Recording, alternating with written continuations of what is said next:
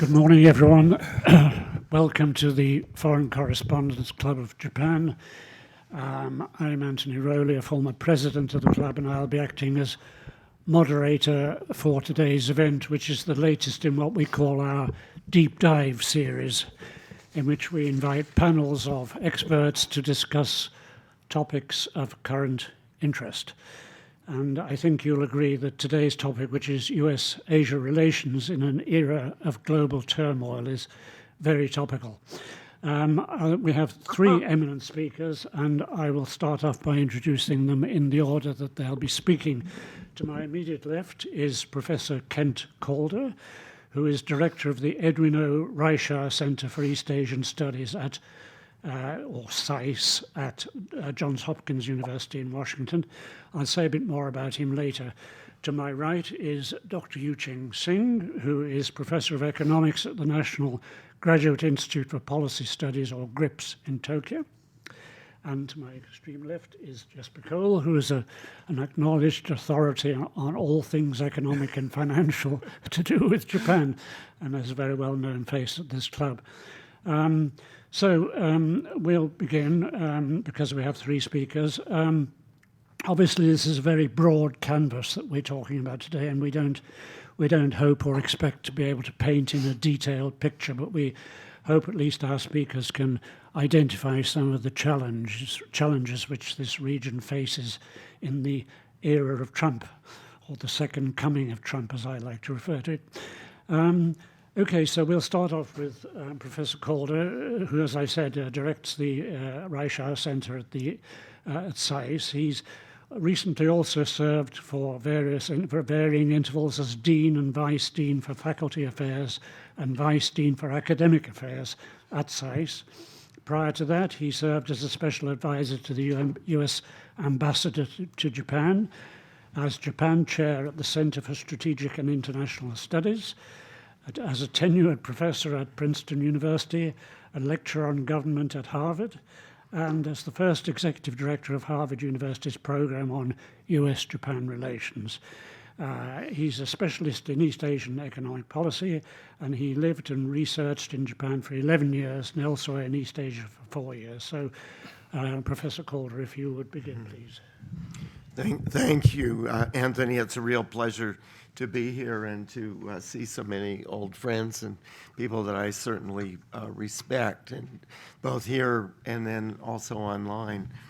I think we have to recognize at the outset in thinking about US-Asia relations under the Trump administration that there's a very strong embedded logic, embedded dimension, and also a underlying geopolitical and economic logic to U.S. relations with Asia.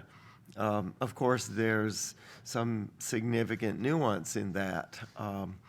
The possibilities of some shift, particularly in the direction of China, are strongest on the continent of Eurasia, particularly in Southeast Asia.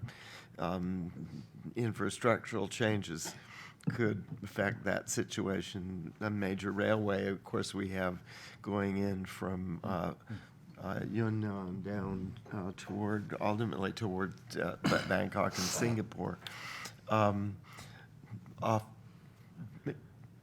I could go into a lot of detail, but I think we have to remember the underlying geopolitical logic, the United States being offshore with only two major countries at its borders, two oceans, a lot of detachment, and obviously the capabilities that the U.S. has in a broad range of dimension that make it useful as a balancer and a deterrent force.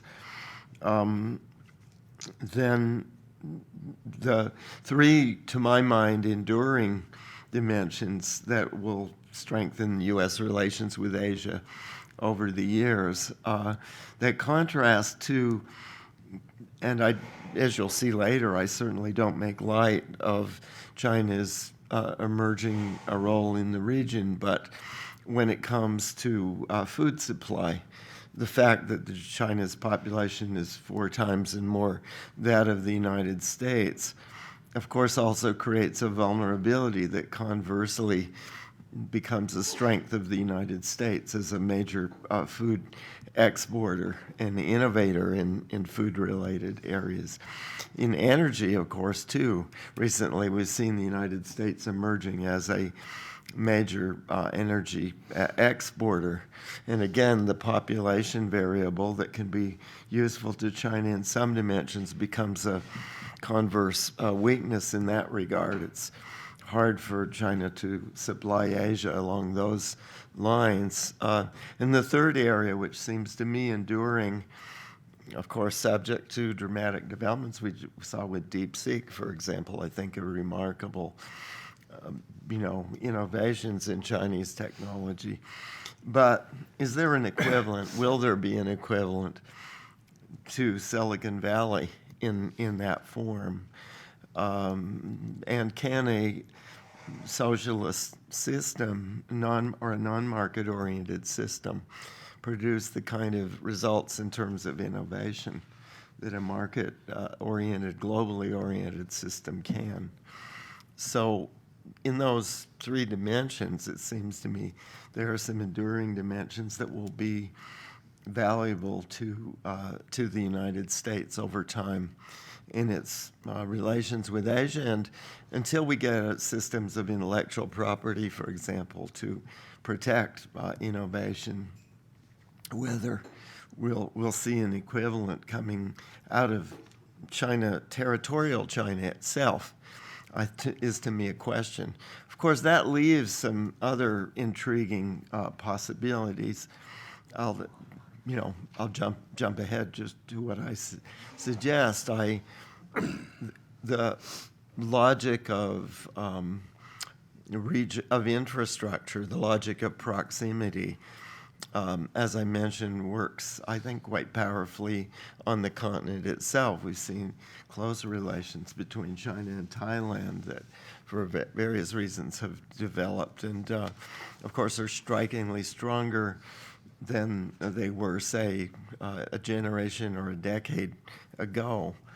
A very dynamic community in Bangkok itself, of course, that's developed and mediating economic relations both across the region and with China itself. But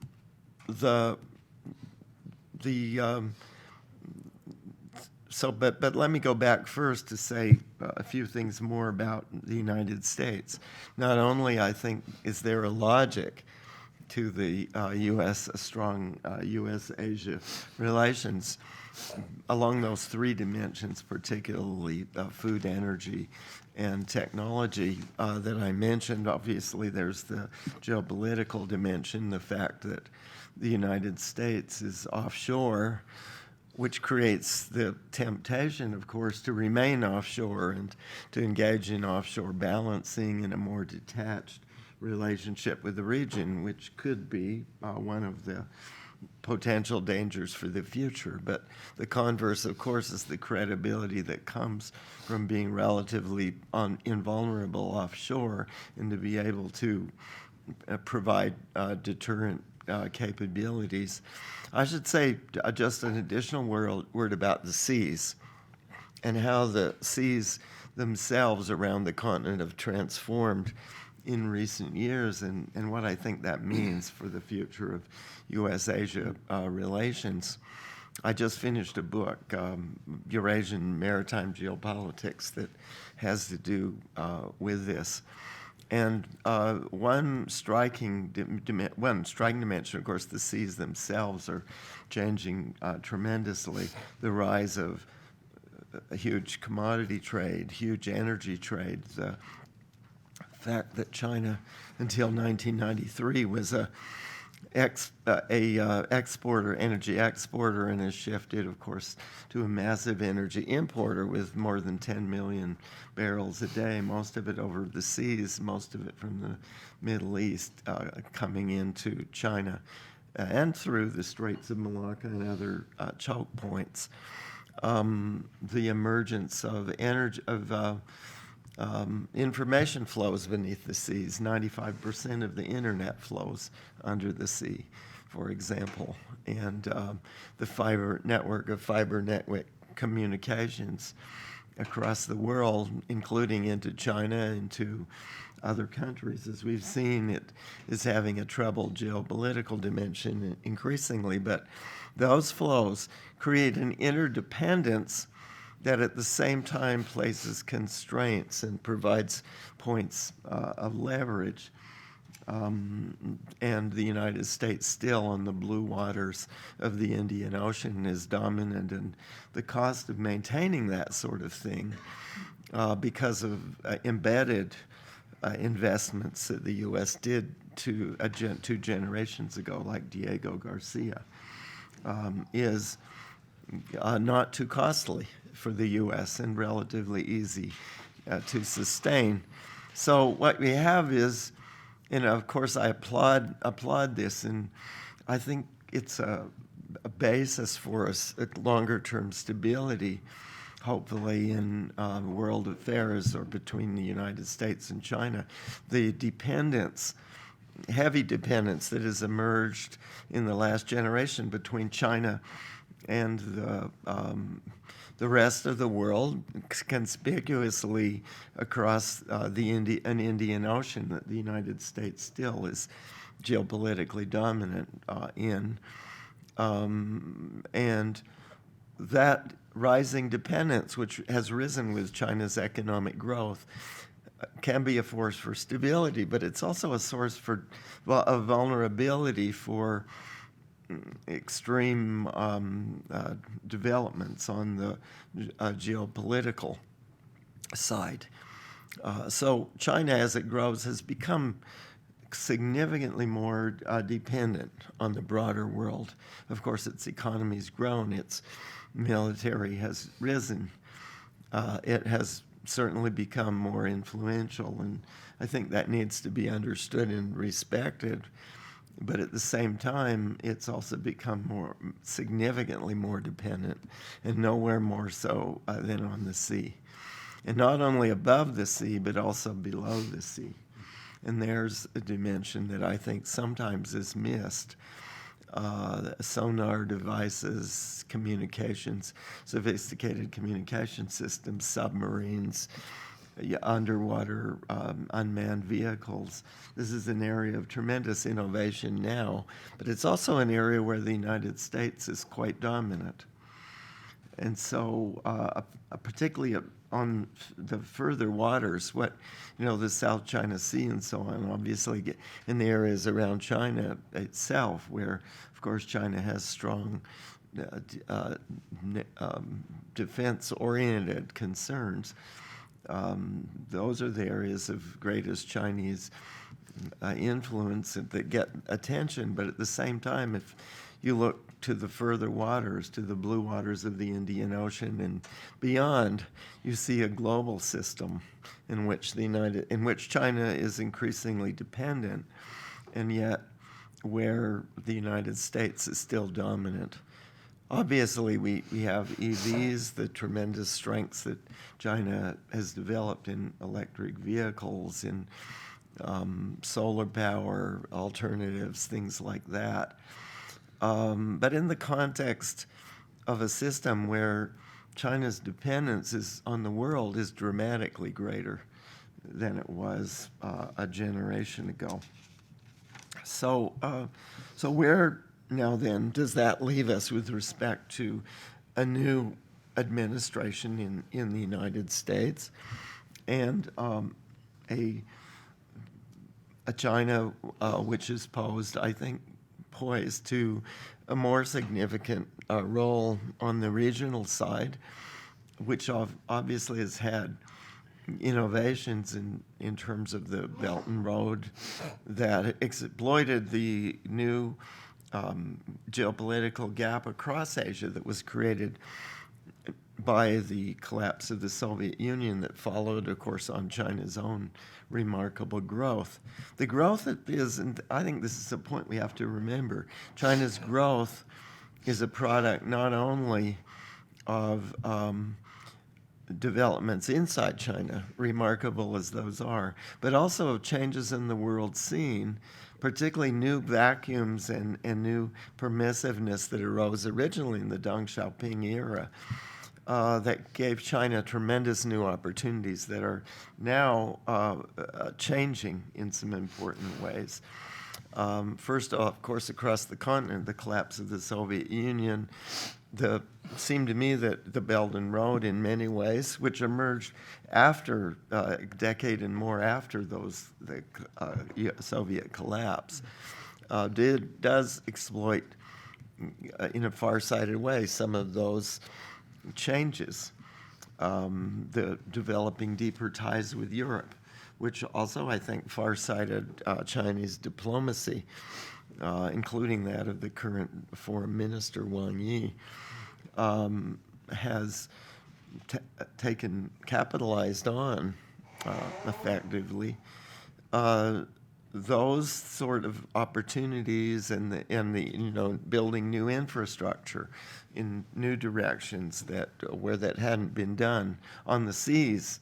As I was doing my work on the maritime transformation, certainly ports, and Shanghai, by far the largest, in many ways the most automated and technologically advanced major port in the world now. Shanghai or Singapore parallels that, but again, Shanghai, Colombo, Piraeus, in terms of the development of supply chains along the sea lanes toward Europe, there is exploiting economies of scale, developing some of the top shipping firms in the world, like Costco, 50% of world shipbuilding. China, of course, has developed remarkable capabilities along those lines. That's certainly true. Now, does this add, and I know I look forward to the comments of others, does this add up to a China-dominant East Asian political economy? I don't believe so. But I have to make the distinction between the China-centric dimension under the control of the People's Republic and the broader question of Greater China in the role of some other areas, particularly Singapore, and also cities around the periphery of China, which no doubt, as individual commercial centers may become more important. Again, Singapore is certainly one. Seoul has, of course, Korea has a huge trade surplus with China, and many of the service-related capabilities that are lacking in some parts of China itself. Tokyo, we've noticed, of course, you can see the immense changes in investment, real estate investment, some other areas, offshore housing and interchange occurring. So certainly the emergence of China, one dimension that we sometimes forget is this penumbra, if you will, around China itself, that takes advantage of many of the deficiencies on the mainland itself in terms of market orientation. And so in the end, just to summarize where I think we're headed, I think we're headed to a more hybrid system where the security framework, I don't believe it's configured slightly differently from what it has been. But in its essence, there's not a significant change, particularly in places like the U.S.-Japan relationship, in spite of reciprocal tariffs and other things you want to bring in, partly just because the embedded dimension is so strong on the U.S.-Japan side. But then a hybrid system that involves a more significant role than we have seen for offshore centers that may interact in very dynamic ways with China, such as I said, Singapore, that lies right across those sea lanes between the Gulf and Northeast Asia. What about Hong Kong? I guess I'm a little more skeptical about Hong Kong, partly because of the changes that we've seen in the last 5 years or so in Hong Kong itself. But that's sort of a concept of the offshore centers that are supporting a dynamic China more from the outside than directly from Beijing itself. Well, there's other things that I could say, but just in terms of a vision, a more hybrid vision that has more of a role than we've seen in the past for offshore centers to avoid some of the political friction, be it tariffs, be it statism within China itself, that will emerge in an era that probably unavoidably is going to involve more US-China tensions than we've seen in the past, although from the global point of view, I do think that stability in the US-China relationship is very important in the long run. So perhaps with that. Okay. Thank you, Professor Calder. Fascinating. Particularly your point about the penumbra or periphery. Okay, we'll hand over to Dr. Xing to give a more Chinese perspective. Please. Okay, thank you very much, Anthony, for organizing this very important event. It is my great pleasure to be here. I'm also very happy to see Professor Calder. So I have many questions about Americans' economic policy and diplomatic policy with other countries. So I think today I can ask a lot of questions. As we know that the whole world order has turned upside down, and the European countries now have very clear idea about their relations with the United States. They should be on their own. I think it's time for Asian country to think what is the future relations between Asia and the United States. My talk will mainly focus on China-US relations and its implication for the regional cooperation. The United States and China are the two largest economy and the largest military power in the world. Healthy and stable bilateral relations not only benefit the two countries, but also the rest of the world. Nowadays, it has become more and more difficult for the two countries to develop stable economic and political relations. I think there are three fundamental differences between the two countries which prevent them from maintaining mutually beneficial and stable relations. First, the US and China have different political systems. China is a socialist country governed by the Chinese Communist Party. The United States is a democratic country with a presidential election every 4 years. The difference in the political system makes it very difficult and challenging for the two countries to build trust when they engage economic, scientific, and cultural changes. Second, the two countries have different economic systems. China is a socialist country, a socialist market economy, state-owned enterprise, core foundation of the Chinese economy. So government intervention at micro level and industrial policy are very common. On the other hand, the US is a free market economy dominated by private enterprise. So when Chinese company compete with American company, it is almost impossible, very difficult to achieve so-called fair competition or fair trade. Finally, the two countries have different national security interests. China and the United States actually share no common borders and are separated by the Pacific Ocean. On the issue related with Taiwan, South China Sea, and Diaoyu or Senkaku Island, the United States actually stands on the opposite side of China. So the difference in the national securities is a potential trigger for the military conflicts between the two countries. When China was a poor country, the United States ignored those fundamental differences and only focused on economic benefits derived from the Chinese market. Now China has turned to the second largest economy. It has shortened the distance with the United States in economy, technology, and military capability.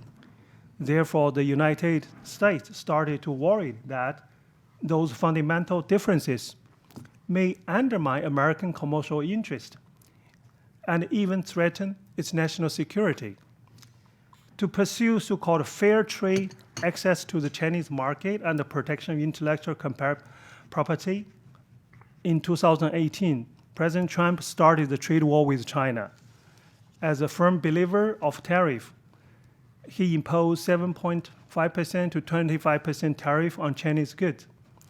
In less 2 months after Trump started his second term in the White House, he levied an additional 20% tariff on all Chinese goods.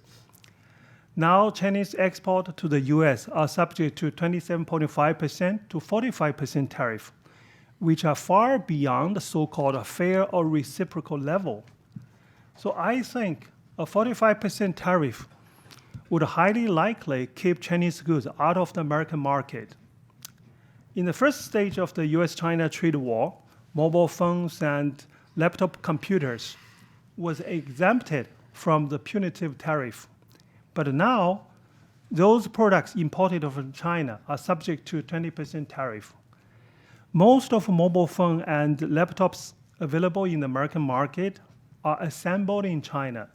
Last year, American imports of mobile phone and laptops from China amounted about $100 billion.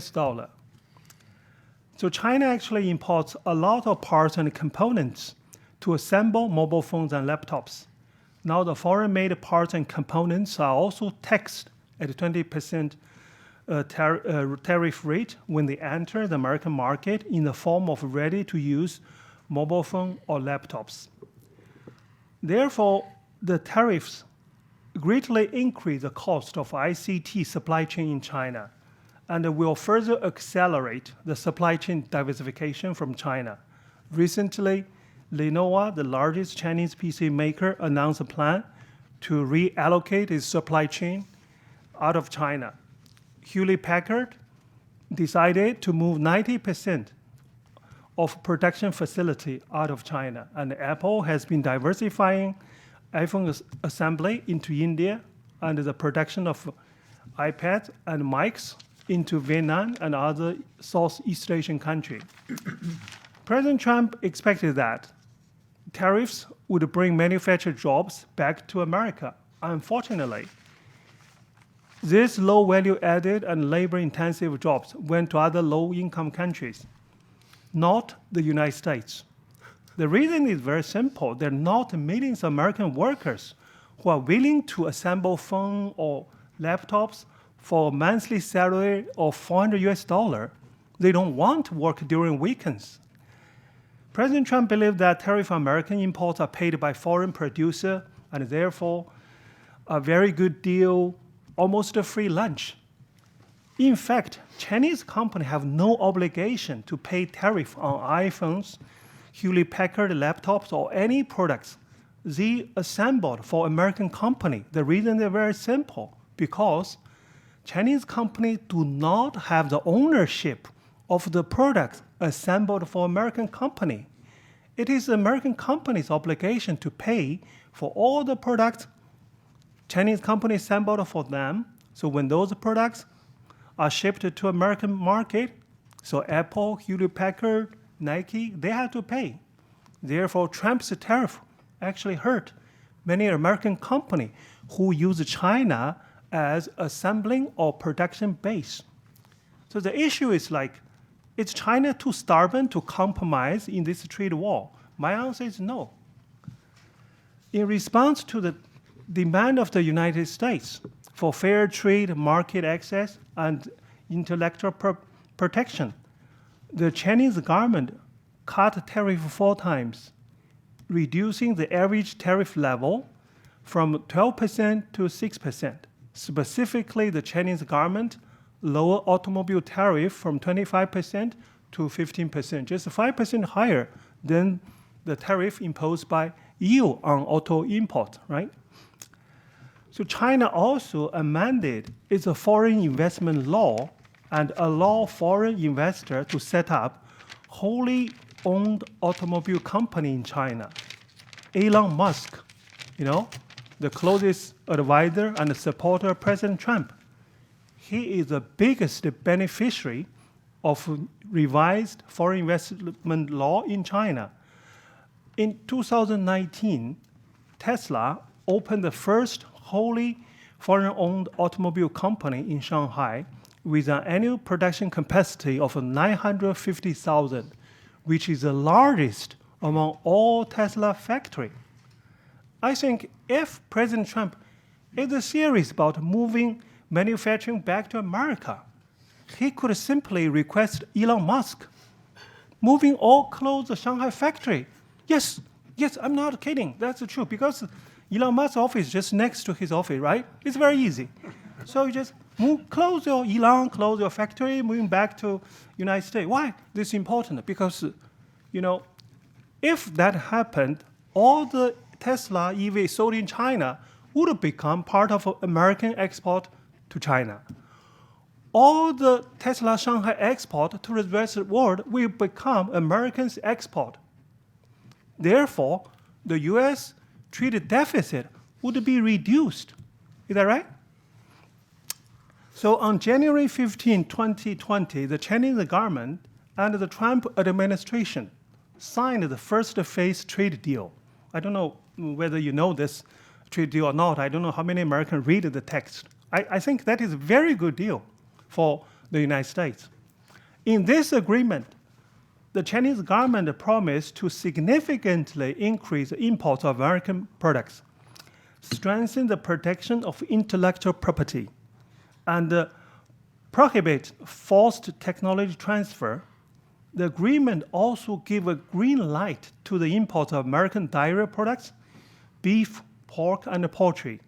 The agreement stipulates that as long as those products have the health and safety certificate of US FDA, China will recognize the safety of those products and allow them to be imported. This is very important, concession. Why? Basically, that remove this non-tariff barrier for those meat products. Personally, I think the first phase agreement is an unprecedented concession made by China to the United States. However, the Chinese government concessions have not persuaded the United States to sit at the negotiation table to resolve the trade friction. Therefore, every time after the American government raised the tariff, China responded tit for tat with retaliatory measures. President Trump and his team may believe that China has no card to fight the trade war. I'd like to explain to you, China has a lot of cards. In 2024, China's trade surplus with the US in goods was 300 billion US dollar, so which may suggest China's excessive dependence on the US. However, in the age of a global value chain, it is misleading to just look at a trade statistic for evaluating the bilateral economic relations. Actually, many American companies have no longer exported made in American products to China. They're selling the products assembled, made in China, in Vietnam, or third country into China. This is a new type of trade in the age of a global value chain. Let me tell you the number. In 2024, 6 American multinational companies, including Apple, Tesla, Qualcomm, NVIDIA, AMD, and Nike, sold $121.6 billion worth of goods in China, which is about 85% of U.S. export to China in the year reported by the official statistic. It is important to emphasize that this $121.6 billion US dollar is not included in the official trade statistic. If the US and China trade war continues to escalate, I think those American multinational companies would be the cards China could play. Just imagine what may happen to the stock of Tesla if one day the Chinese company remove Tesla from the list of China's new energy vehicles. That's why recently Chinese embassy in the US confidently posted on X the following message. If war is what US want, be it tariff war, a trade war, or any type of war, we're ready for fight till the end. Frankly speaking, as an economist, I don't like trade war. I think this, trade between China and the US benefit both countries significantly. I can tell you numbers. Think about so-called Magnificent Seven in the United States stock market, right? Which contributed almost half of the growth of S&P 500 in the last 10 years. All of those Magnificent Seven are the so-called global company. They benefit from the globalization. Without unprecedented globalization, where would it be the so-called Magnificent Seven? You can imagine what their stock price would be. So in December 2017, this is very interesting. President Xi said to Chinese leader, the world is undergoing the greatest change unseen in a century. Since then, the statement has become the most popular prophecy frequently cited by Chinese leader, diplomat, and a scholar. For many foreigners, it was not clear what the greatest change President Xi referred to. Today, thanks to President Trump, we have seen and are shocked by the greatest change unseen in a century. Since Trump assumed the presidency for the second term on January 20, the US has imposed a 25% tariff on Canada, Mexico, regardless the three countries have a free trade agreement signed by him when he was the president in his first term, right? So President Trump frequently expressed his desire to annex Canada as a 51st state of America. I think which shows no respect to the sovereignty of Canada. Now the whole world has been anxiously waiting for the reciprocal tariffs, which will be introduced on April 2nd, and preparing for a trade war at a global scale. To the surprise of its European ally, the United States started to align with Russia and vetoed the UN resolution on Ukraine war in the same way North Korea did.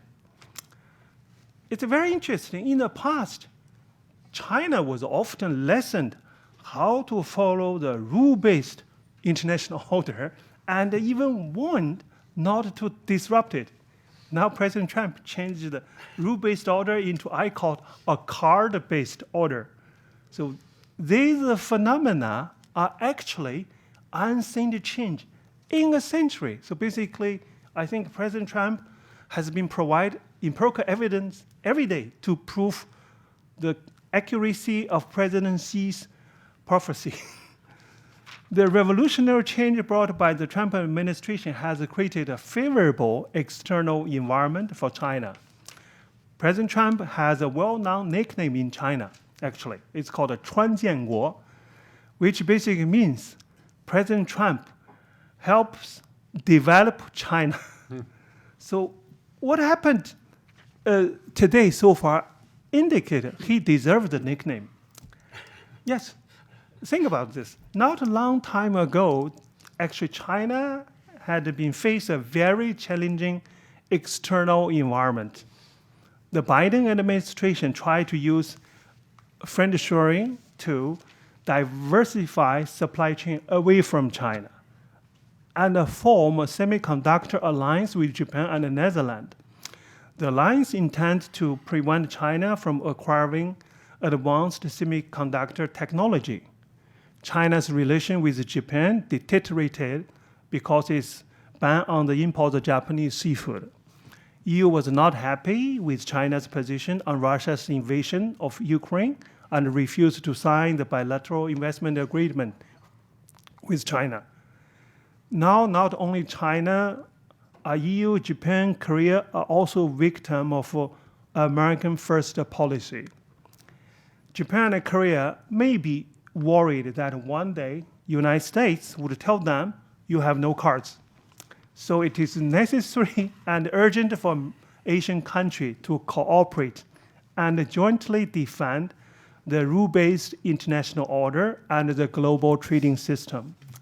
I think China will seize the opportunity to improve its economic and political relations with Japan and Korea, and further strengthen its relation with other Asian countries. It is highly likely China will change the wolf diplomacy to panda diplomacy. Just think about what happened recently in Japan. The three ministers from China, Japan, Korea, right? They said they would, focus on future-oriented,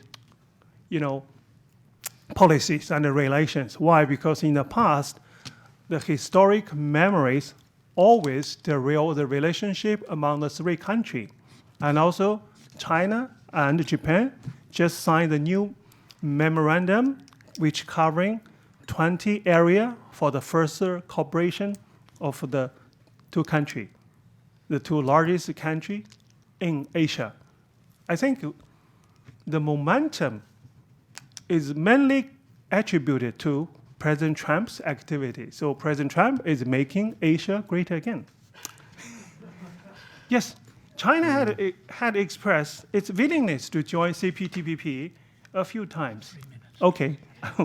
Looking forward, I think we'll see a positive response because in the past, when China raised, I think Japan and other members were lukewarm to China's response. But looking forward, I think Japan, Korea, and other members would give very positive response to China's request.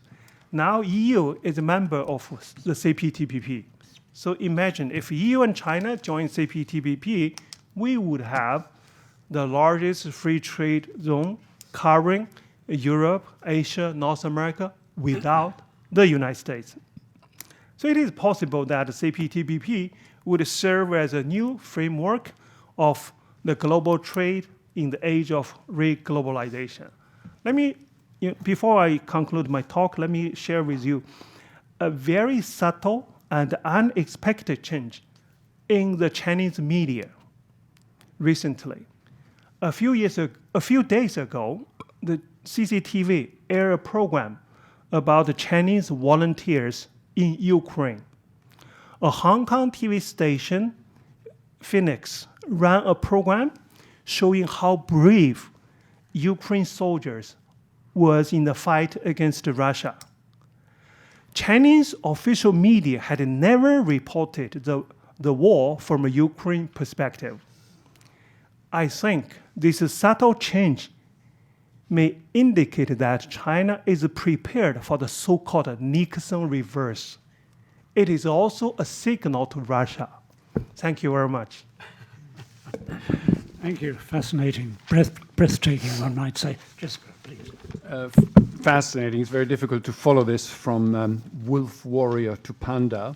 But it dovetails my thinking on, that the change in the United States is epoch-making. We are shifting from where, the might and strength of America ultimately had some noblesse oblige element to it, where America provided public goods to the rest of the world. And this withdrawal of American public goods to the world, actually becomes a catalyst for all the other countries, whether it's Europe, whether it's Asia, whether it's China, to actually get their act together and to make, the different regions, to make their own countries, as it were, great again. A couple of sort of more ground level. I last week had to present to 5 CEOs of Japanese keidanren, of major Japanese companies, to talk about, global issues, the global economy. And, remember, this is not about whether the currency goes up or down today or tomorrow. This is industrial companies who need to plan and think about their geostrategic productive capability and their capacity allocation. Where should I build my next factory? And the one thing over and above the noise and the kabuki spectacle that Trump produces every hour, I think that the number one issue is that it is very unlikely, with or without Trump, that America will ever come back to be a champion of globalism. I think that the withdrawal, I think it's the right assumption, that the tensions within the United States, whether it's the gap between the rich and the poor, whether it is the enormous oligopoly structure that America has developed. America is not a free market competitive economy. It is run by vicious oligopolies. In the average industry now, you find that the top 4 players control about 36% of all revenues. Here in Japan, it's about 12%. In the People's Republic of China, where there's super competition, it's actually about 8%. So America has become a rent-seeking economy. It's almost like it's good to remember your Marxist economics. You've got this super conglomerization. And the fact that Silicon Valley is close to the president is seeking to break up the budget allocations, whether it's in defense, whether it's in healthcare, whether it's in education, to new players which are going to be digitalized on the platforms, is very good for 4 or 5 companies, but it will further increase the oligopolization. Now, the advice to the CEOs, unfortunately, has to be that in thinking about your geostrategic map, that yes, the American economy is going to stay a large, homogeneous market for both consumers and technology. So unfortunately, building a factory in Mexico or building a factory somewhere else and exporting to the United States is not the right thing to think about. So, the fear of protectionism and the likelihood that American protectionism will stay over and above the Trump administration, that as a result of that increased inward direct investment, increasing your foothold in the United States of America in terms of a strategic production allocation, I think becomes very, very important. The second thing is that, as an economist or as an investor, you look at these policies and say, well, for what goal? In the sense of that's nice that you are thinking about trade imbalances, that you're thinking about tariffs and protectionism, but what is the point? What are you actually trying to engender? And here in Japan, we have this example of Nippon Steel, which is a company that actually does know how to build modern steel, which is run by an engineer who gets paid about $250,000, while US Steel is run by accountants who basically know nothing about steelmaking and unfortunately literally have lost the plot, right, in terms of the basic manufacturing thing. So you would think it's a match made in heaven, and yet for whatever reason that maybe Professor Dr. Ken, can explain to us, this deal is not going to happen. It's very, very bizarre, because you remember when America turned protectionist under Ronald Reagan against Japan, when Japan had superior car technology and America had outdated car technology, the threat of protectionism led to a win-win situation with Japan investing in the United States, building car factories that ended up becoming the most productive car factories the world had ever seen at the time. And yes, thank you, Mr. Republican President Ronald Reagan. It did have the benefit of breaking up the auto unions, right, in the way. So it was a complete win-win for American consumers, for at least one part of the American political establishment, as well as, of course, for Japan, which ended up very cleverly shifting its low value-add car production of the Toyota Corolla, the mass market, to the United States,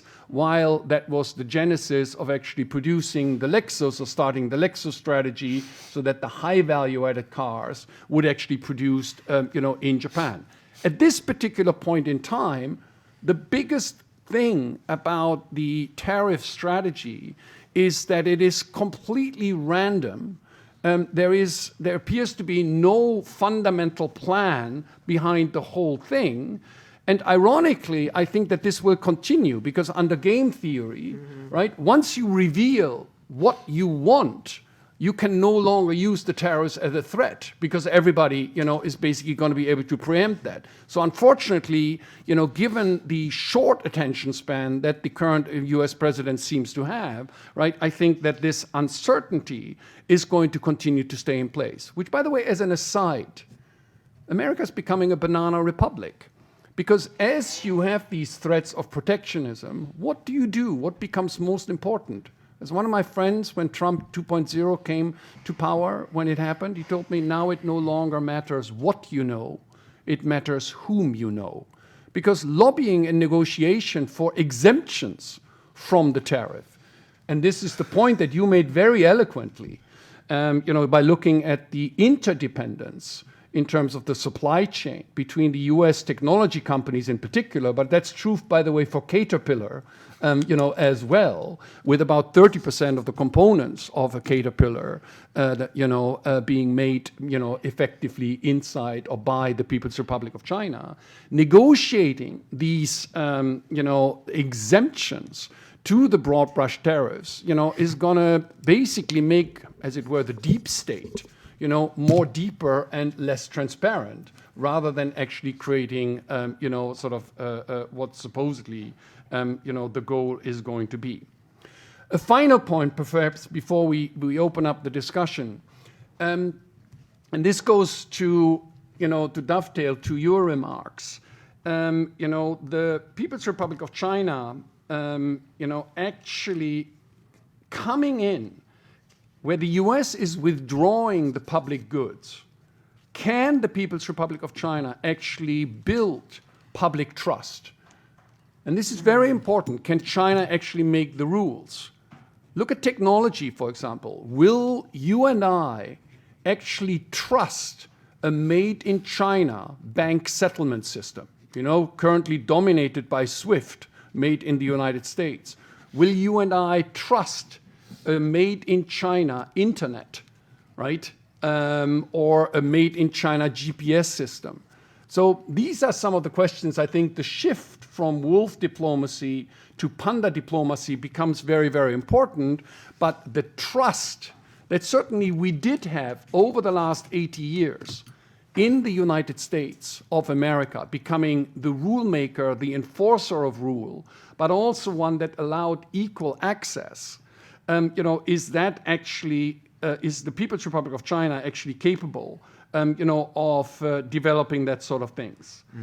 One way to look at this in terms of will the development happen or not is I always have been reasonably successful in my investment strategies by looking at where people go, and particularly looking where the best and brightest go. The United States, and Ken, correct me if I'm wrong, I think there's about 1 million foreign students in the United States of America. They, by the way, they contribute about $50 billion to the US economy. And about 1/3 of these are people from the People's Republic of China. And, with this turmoil about the potential unfunding of deep science in the United States of America, it's going to be very, very interesting to see, whether those best and brightest will continue to go to US universities, or whether indeed other countries, whether it's Max Planck Institute in Germany, or whether it is Tokyo University here in Japan, or be my guest somewhere else, whether over the next 2 or 3 years we're actually going to see a shift, right, of the world, basically developing its own, academic freedoms and methods to actually develop, deep science going forward there. So that was sort of what I wanted to say in general. I can tell you it is very hard having discussions with not just Japanese CEOs at the moment, because everybody is confused and uncertain. And quite frankly, there are no particularly strong answers. But I think that, for Asia Pacific, the basic thrust of the withdrawal of the United States of America, the increasing inwardness of the United States of America, triggering a distrust in the United States of America's leadership that is going to last for more than one generation. And this is the stone that has been cast. And as a result of that, I'm actually very bullish, particularly here on Japan, because I think that, the new energy, the catalyst for getting your act in order, the catalyst for not wasting your investments but being extremely strategic about this, I think will actually be very, very good for Japan, for Korea, for the rest of Asia. Thank you. Thank you, Jesper. Okay, well, we'll turn to question time. We'll take questions first from the floor. But first, I can't resist the temptation to ask Jesper. He questions the ability of China to create trust, but is the US not losing trust at the same rate or a greater rate than China is gaining it because of Trump? In other words, all those virtues that you attribute to the US, are they being dissolved and destroyed now? No, I think, look, I think, as they say, it takes 70 years to build a reputation, and it takes 30 seconds to lose it. The question, it is not clear to me, I have not met anyone who would today commit in building a data center in the People's Republic of China. So the trust in the People's Republic of China is not there. There's money, thank you, yes, there is business to be done in the People's Republic of China, but actually having the laws governing the creation of my IP, I would be insane to advise anybody to build a research center in the People's Republic of China, because I have zero faith that at this point, unfortunately, I have zero faith that the intellectual property that I create potentially in that R&D lab is going to be, defended and is going to be stuck by me. Because what happened to Jack Ma is very real. What happened to the world there is very real. I know that we now have a rollback, but that's irrelevant. Once you've incarcerated, or basically, your most successful business person, nobody's going to come back for at least one generation. Okay. So I think China building this is going to be the big question mark. Okay. Sorry. Just one. Yes, sure. Okay. Just one very quick Sure. point relating to, I think, what we've seen here during the Depression of the 1930s, of course. A problem parallel to what we have here of collective action was there.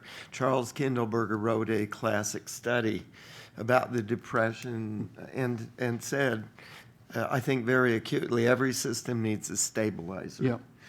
And the question now is, what can provide the stabilizer?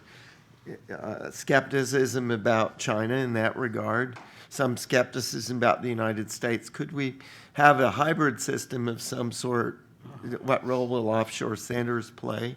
London in the Cold War, of course, and developed very dynamic financial markets of that nature. I think that's a key question. Okay. Yuqing, do you want to quickly make a rebuttal on that or not?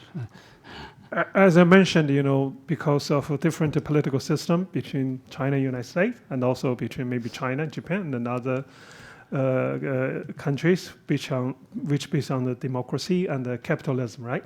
There is a trust issue, but I think it depends what kind of trust you talk about. So I think facing with this kind of uncertainty, that is what you said, United States has been tired of providing the public goods, then many countries should be on their own, right? And the U.S. has become more inward-looking. So definitely, I think many countries try to find a new stabilizer, as Professor Calder mentioned. I think if you look at this economic activity within Asia, now China is largest investor, and China is also largest trader of East and Southeastern country, maybe most of Asian country. So China's economic activity, I think, definitely provide a very important,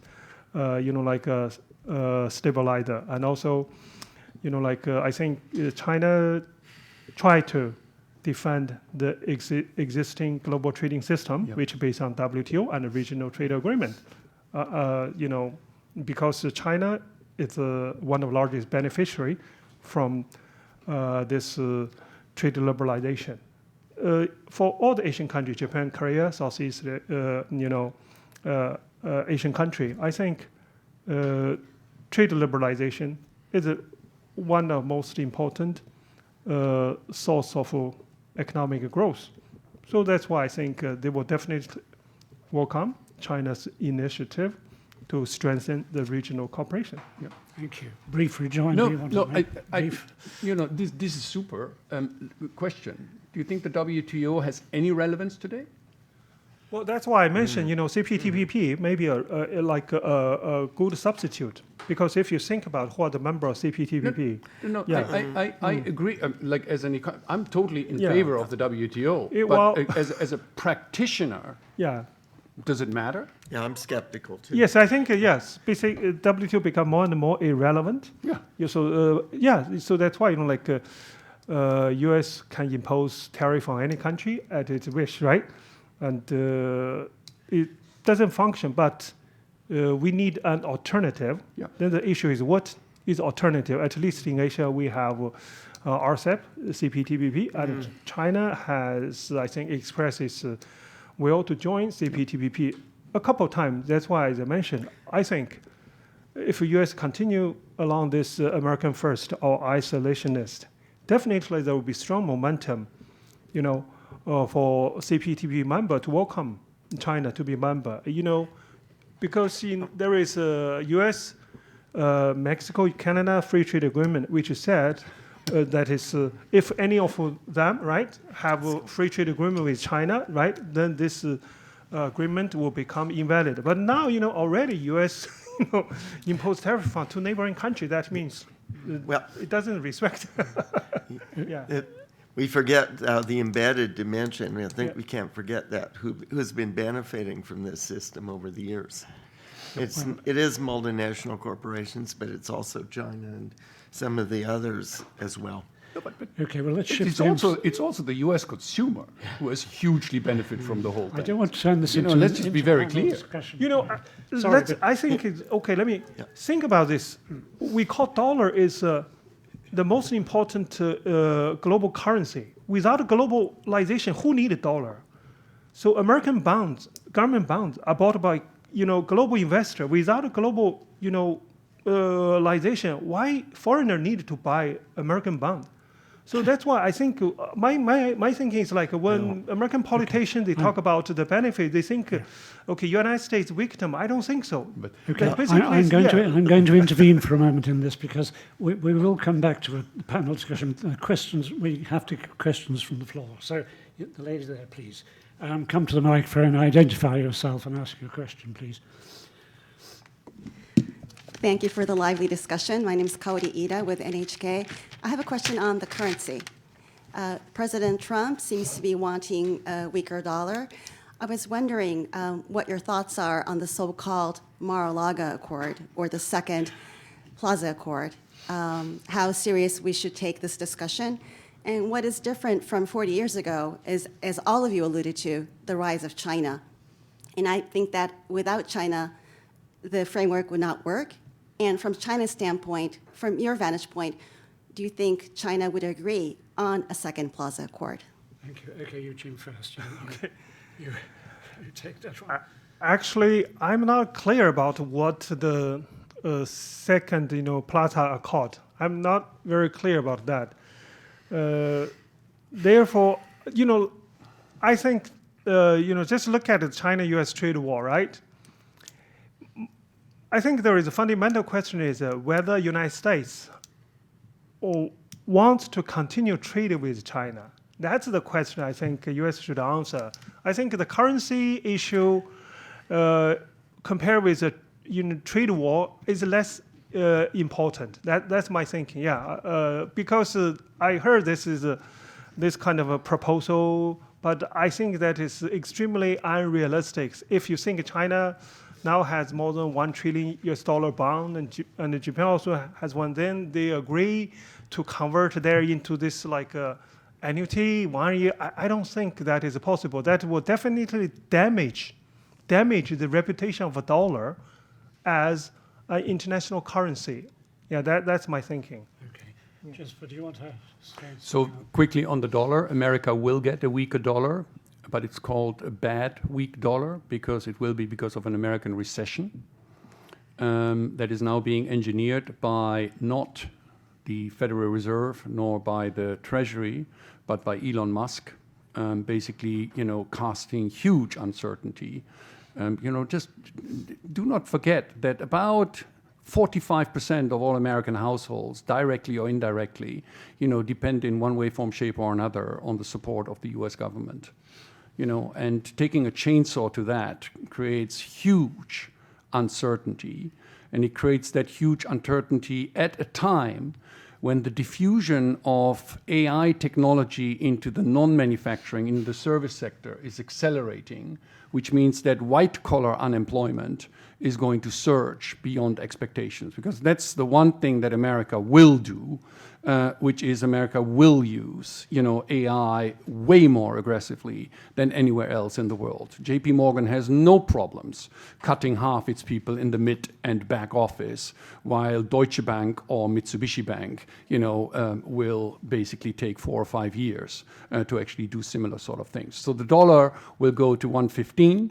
Because Mr. Powell is going to be increasingly desperate to try and stimulate the U.S. economy with cutting U.S. interest rates. The Mar-a-Lago Accord, wonderful. It's you always worry about when people come up with concepts rather than with something that they aim to do. And this is classic Trump. We're having a concept, but we have nakami ga nai. There's nothing in between. And, the, desire for a weaker dollar, to stimulate exports from the United States is obviously ludicrous because America doesn't do the stuff that the world wants, right?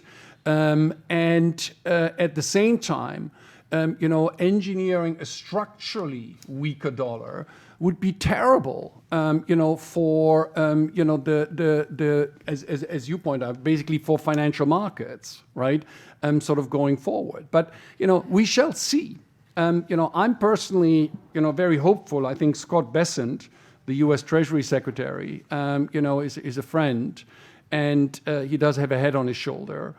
So I think that we will see some proposals that actually are something thought out, but a Plaza Accord type agreement, impossible. Let me give you one number. The volume of foreign exchange transactions has quintupled since the Plaza Accord, right? At the Plaza Accord, you effectively had the Bundesbank, the Bank of Japan, and the Federal Reserve controlling more or less the 80-85% of the system. Now they don't. So the cat is out of the sack, and I think that there's the ability to create an accord. More interestingly, right? if you actually were to undermine, the de-dollarization, if you were to undermine the trust, and the transactions demand for US dollar by, for example, imposing a capital tax, or by, for example, what is that thing that the media talk about? It's hilarious. Or we're going to restructure our debt.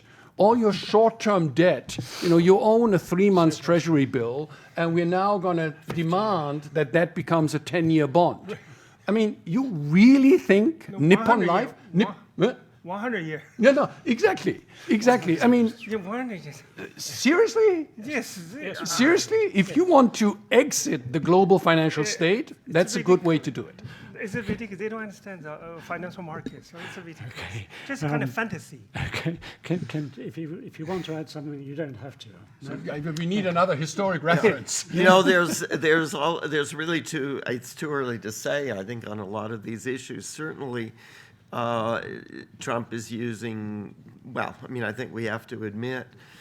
The existing system, of course, it has been stable, partly because it brought everyone in. It created stakes for all the key parties, asymmetric stakes that benefited America's partners in many ways more than the United States for a long time.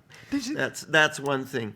As far as China is concerned and the development of China or China's potential role as a central actor, I think we have to remember many of the weaknesses of the Chinese economy macroeconomically, the recent and the advantages that China had for many years, together with American multinationals. I agree that many of the auto companies and so on did very nicely, and offshore procurement helped them. But still, the way that the system stimulated growth in China, promoted Chinese exports, allowed them new access to the world, that kind of a world is beginning to end. And another thing is demography, of course. China is beginning to age, and more rapidly demographically than the United States is. Maybe one other important point, I think, in terms of the various micro deals that we're talking about. We talked about the Nippon Steel case, for example, and I totally agree that a more free trade-oriented resolution would have had its attractions. At the same time, of course, there's symbolic issues, there's political issues. Ultimately, will the resolution to these issues be as counterproductive and as anti-market as we're tending to assume? Even on the Nippon Steel case, for example, Nippon Steel agreed after, or the resolution seems to be something that involves significant investment by Nippon Steel, perhaps not in the short run ownership, but de facto, of course, substantial influence in U.S. Steel. The fact that Nippon Steel would move away from China and actually look at the U.S. market as the most attractive, I think, says something a little bit counter to what we're suggesting here about how the regional system. They seem to feel, after a long experience with China, that they would be better off in the United States. Okay.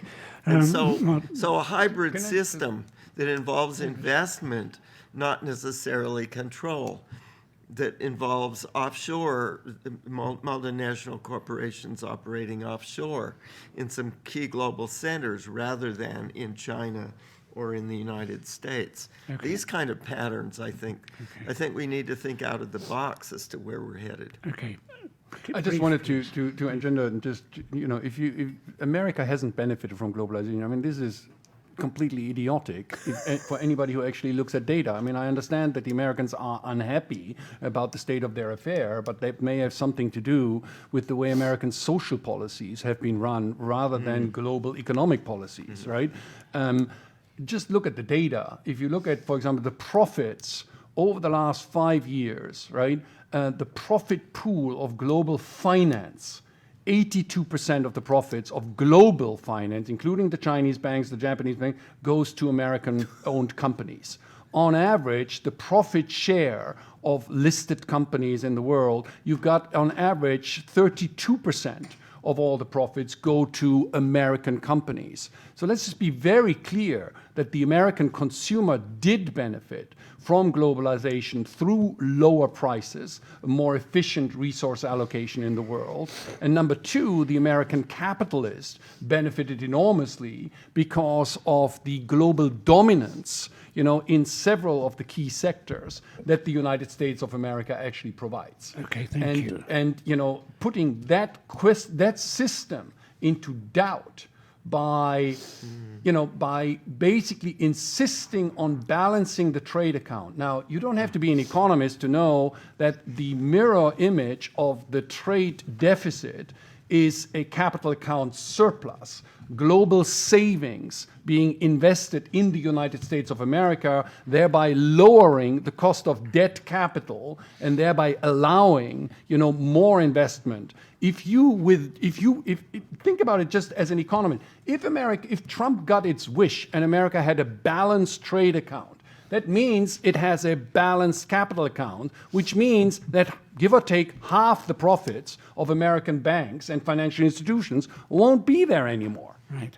Okay. I mean, it's just Good point. Good point. sorry, this is like you pull out your hair. Martin, you have a question. Skewed. It's a skewed system. That's fair. Martin, Martin Kolling, Handelsblatt, German newspaper. My question is a bit about China and the reception of Trump in China. Yeah. Is the government in China, are the leaders in China happy with the friction that Trump basically puts into the alliance network, the split that he is introducing? Or is the government more concerned about the tariff side? I mean, we were talking about the role of free trade, now maybe more free trade deals in Asia. But at the same time, if the tariffs will raise faster or higher, exporting to the United States will be very difficult, whereas countries all over the world are already afraid of Chinese surplus production flowing into other markets, and they are raising their tariffs already on some Chinese products. So will there be a role for more free trade agreements with China in a case when China has to export its surplus production into other markets? Okay. Yuqing, why don't you have first crack at that? I think two issues. Number one is the higher, tariff are definitely harmful to the Chinese economy because now I think about 15% China's export ended with the American market. If China try to adjust its export structure, it takes time. As I mentioned, many Japanese company, American company, even Chinese company, they produce in China but target American market.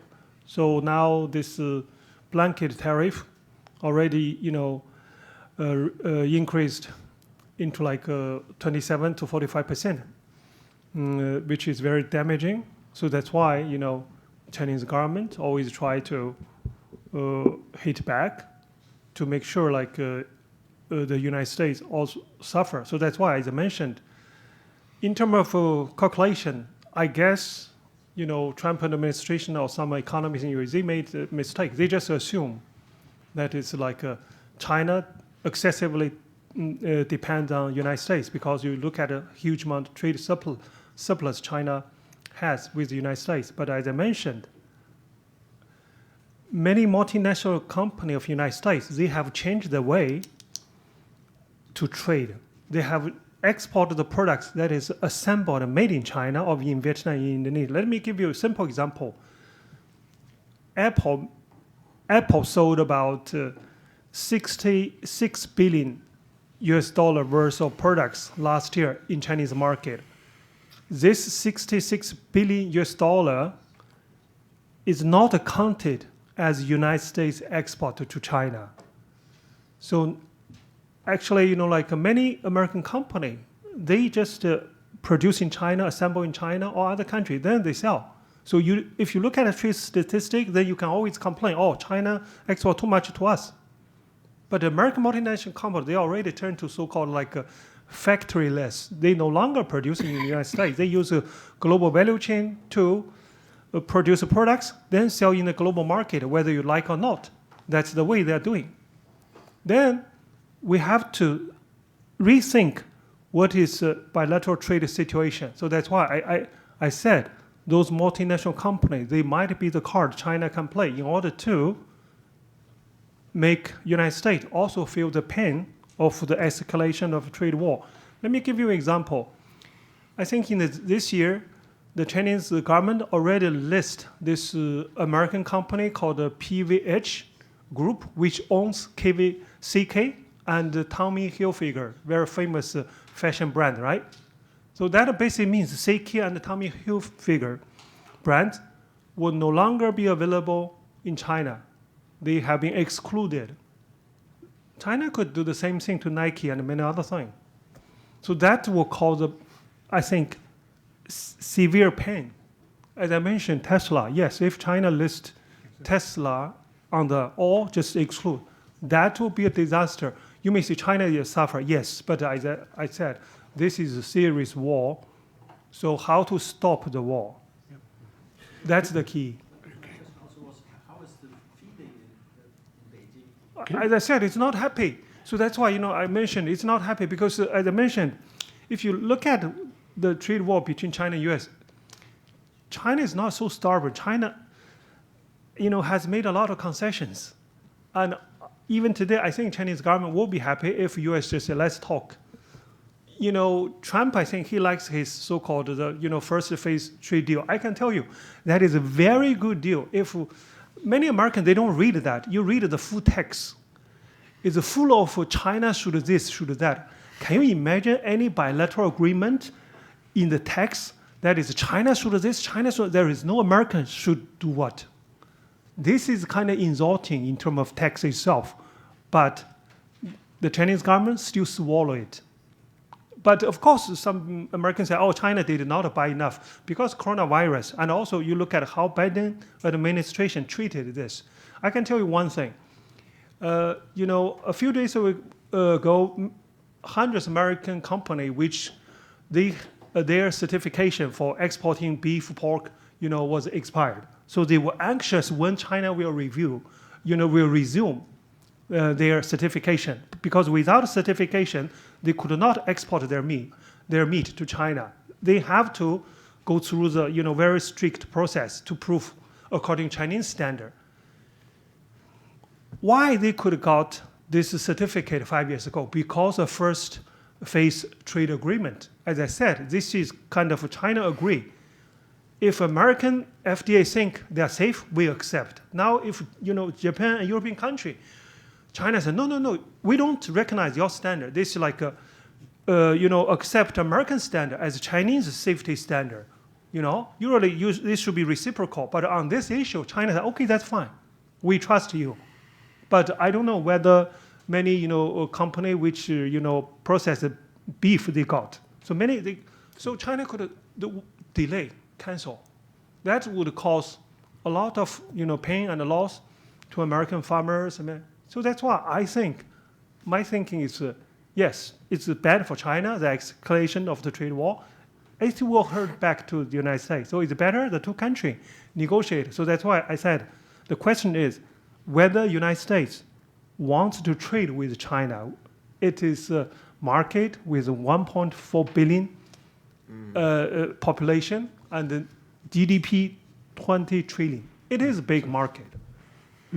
Just to add on, just to give you another set of numbers, if you look at S&P 500, right, basically 53% of the earnings come from the world, right? And if you split into China, right, you basically find that about 20 to 25% of the earnings come from China. Rather than the trade statistics, if you just look at what I care about, which is profits, right, the dependence, and what will bring Trump to heel, right, is a 30% crash in the US stock market. I think all that might be true, but there's also been tremendous short-run, long-run trade-offs. I think in the case of Tesla, you can see a key case in point. Tesla had state-of-the-art global leading technology in electric vehicles. It did establish itself in China. But of course now BYD and others, of course, are surging very rapidly, in part because of the diffusion of technology and so on from those firms. So the costs, there have been the benefits to consumers and so on that many people have noted. Okay. Some of the multinational profits, some of the profits to financial institutions indirectly. There's also been very substantial costs that I think are, and ultimately I think the question is, does the U.S. want to trade with China? I think the answer is probably not on the kind of terms that we've had for the last 10 years. But if we can revise that, if we can get a more even playing field, then, of course, as such a large market and so on, it makes sense. But we can't forget the trade-offs, particularly in technology diffusion and so on, which have occurred under the existing patterns of trade. We are getting very close to time now. So are there any questions online? Or more questions from the floor? Yes, quickly, please. Somebody's got to speak up. My name is Takuya Nishimura, a freelance journalist and senior fellow of Asia Policy Point. My question is about the relationship between the American domestic policy to international economy. For example, I'm interested in, I wonder how the Trump's policy on governmental efficiency affects the jobless rate in the United States. How do you think Trump's ideological policy affects U.S. economy and the relationship of economic relationship between United States and Asian countries? Thank you. I just have to say it's too early to say on that. I don't know if some of my colleagues have a response. Okay, all right. A question I would like to ask quickly is, Trump seems to be switching furiously from one position to another. Is this a good thing? Does it indicate flexibility on the part of the US administration to listen to arguments from outside and modify policies accordingly? And is there the intellectual capability within this administration, this Trump administration, to take on board some of the sophisticated arguments that you've been making this morning and modify policies accordingly? In other words, is this a transition period in which America could learn quickly and change policies? Yeah, again, I'd almost take those rhetorically, that it's really too early to say.